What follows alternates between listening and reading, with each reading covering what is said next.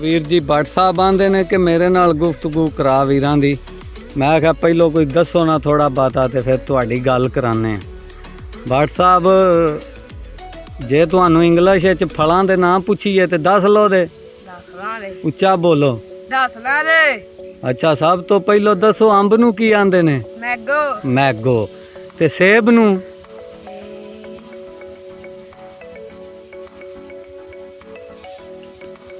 ਐਲਪ।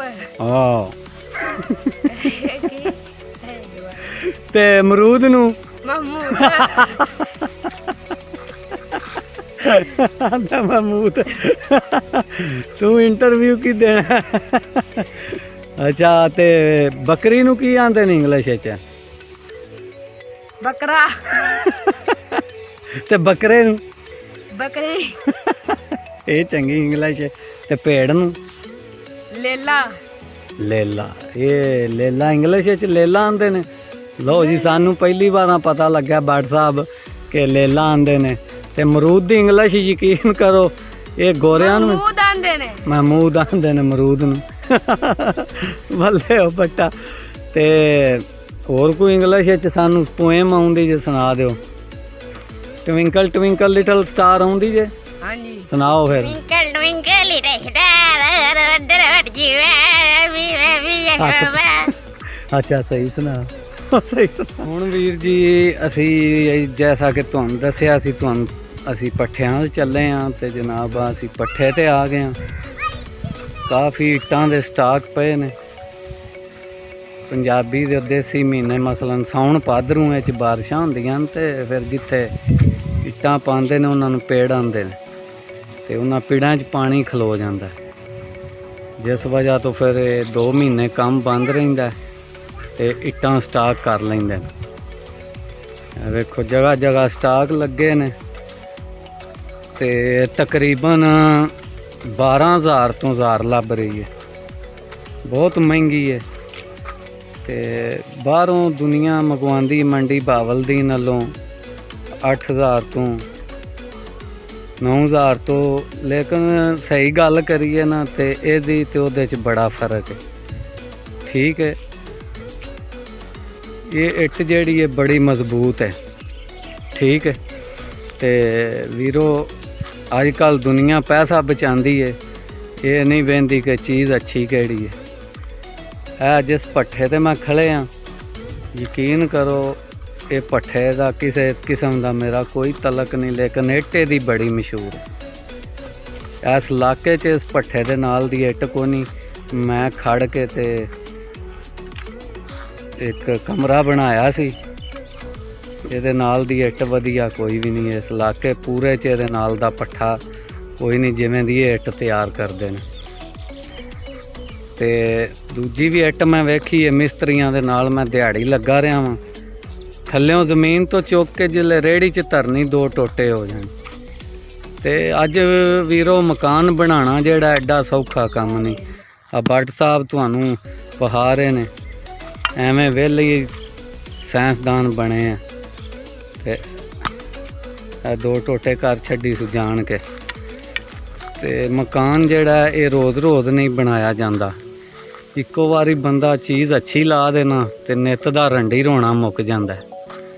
ਤੇ ਇਸ ਭੱਠੇ ਦੀ ਇੱਟ ਜਿਹੜੀ ਹੈ ਇਹ ਬੜੀ ਅੱਛੀ ਹੈ ਬੜੀ ਅੱਛੀ ਕੁਆਲਿਟੀ ਦੀ ਹੈ।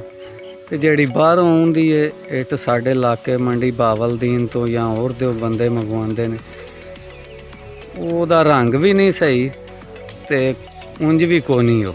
ਤੇ ਆਹ ਵੀਰ ਦੀ ਮਾਲਦਾਰੀ ਵੀ ਚੁੱਕਦੀ ਜੇ ਇਹਨਾਂ ਨੂੰ ਵੰਡ ਚੱਲ ਗਈ ਜੇ ਤੇ ਇਹ ਹੁਣ ਨਸ਼ੇ ਜੇ ਲੈਣ ਦੇ ਪੂਰੀਆਂ ਇੱਥੇ।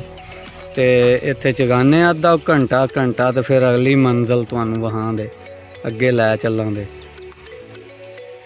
ਇਹ ਵੇਖੋ ਵੀਰ ਦੇ ਨਾਲ ਪੰਜਾਬ ਦੇ ਮਸਤ ਨਜ਼ਾਰੇ। ਹਾਂਜੀ ਇਹ ਵੇਖ ਲਓ ਜਨਾਬ ਮੁੰਜੀ ਨਿਸਰ ਚੁੱਕੀ ਹੈ। ਇਹ ਵੇਖੋ ਮੁੰਜਰਾਂ ਲੱਗੀਆਂ ਨੇ। ਇਹ ਵੇਖੋ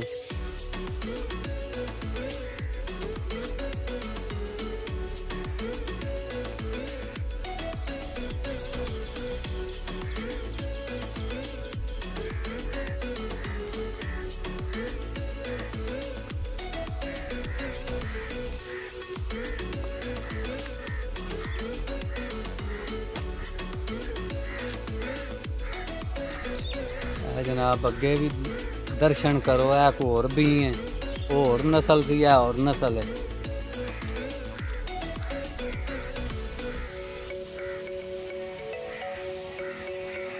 बट ते सेठ हरी छावें नस गए। आंदे ने भाई सानू धुप लगी है ते तू धुप्पे खलो के अपनी वीडियो बना, अपने वीरां नू वहा पंजाब दे नज़ारे।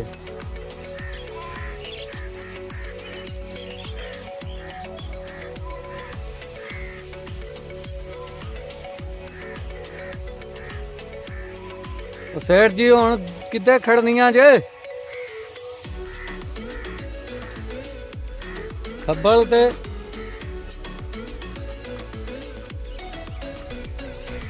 आ जनाब दो ले ले ने छतरे ते तुहाडे वीर दे इंशाल्लाह अगली ईद ते एक कुर्बानी वास्ते रेडी हो जान दे। जिंदगी रही ते तुहानू भी वहांगे दोबारा इन्हां नूं ते आप भी इन्हां नूं वेखांगे।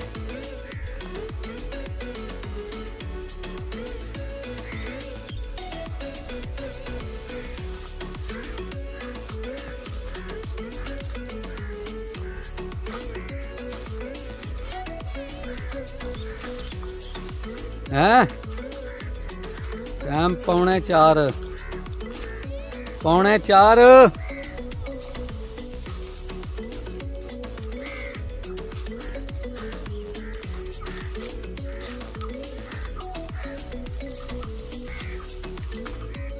वो बट्टा छाड़ते ने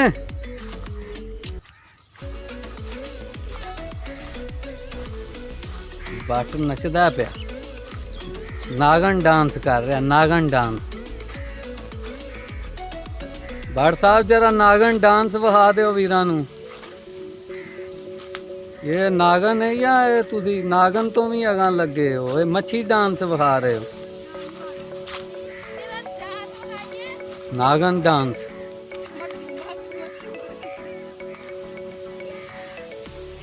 बगैरती दी हद होंदी है कोई के? जनाब है साडी बकरी जी दे गल पटा है। ये कर्म वाली जदों दी ये सून लगी है 2-3 सूए सूई है, ये 3 जा दे रही है, 3 बच्चे दे रही है। ते ऐतकी फिर बड़ी उम्मीद है कि 3 बच्चे दे रही। एक आए दे पिछे लगा जांदा है दा बच्चा, ते एक इस बकरी दा बच्चा आ जे सामने।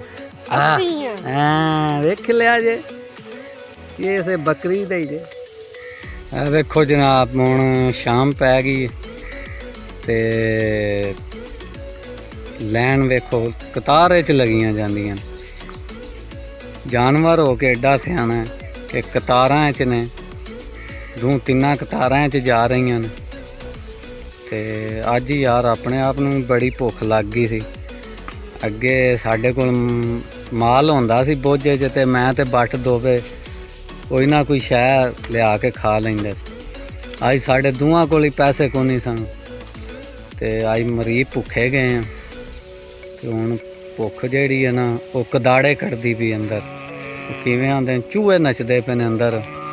ते मैं आख्या हुण जांदी वार एक बारी भरावां नूं विखा दईए नज़ारा पंजाब दा।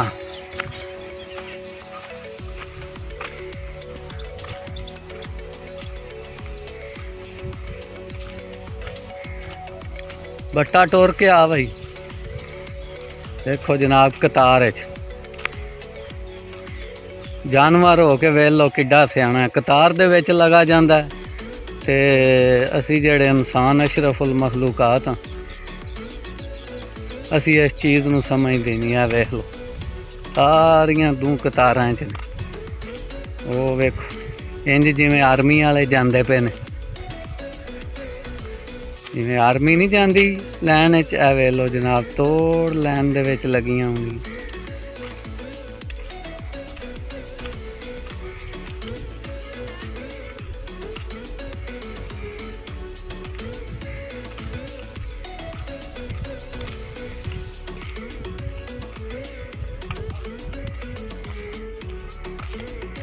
गट्टा टोर के आ जा।